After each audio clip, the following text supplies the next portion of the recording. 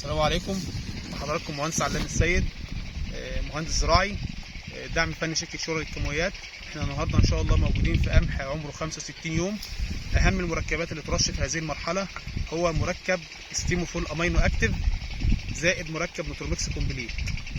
المعدل بتاعهم بشتغل 300 جرام ستيموفول امينو اكتيف زائد 300 جرام نوتروميكس على 5 ملوات موتور ضغط معدل من 120 ل 140 لتر ميه.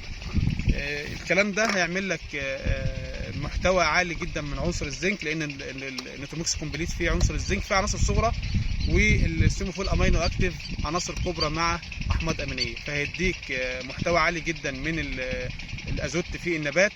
بالاضافه ايضا الزنك يعمل لك استطاله فيما بعد في السنبله، وبالتالي هيزود عدد الحبات.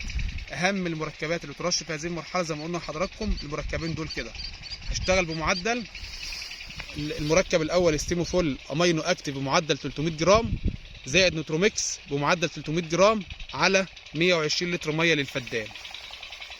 برضو عايز اقول لحضرتك احتياطي كمان 15 يوم من تاريخ النهارده، يعني احنا بنتكلم في القمح اللي عمره من 60 ل 65 يوم.